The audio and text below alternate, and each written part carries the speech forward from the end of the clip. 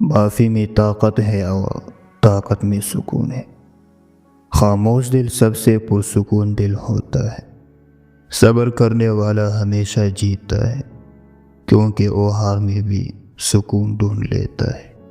جیسے اللہ کی یاد مل گئی، اسے دنیا کی فکر چھوٹ گئی۔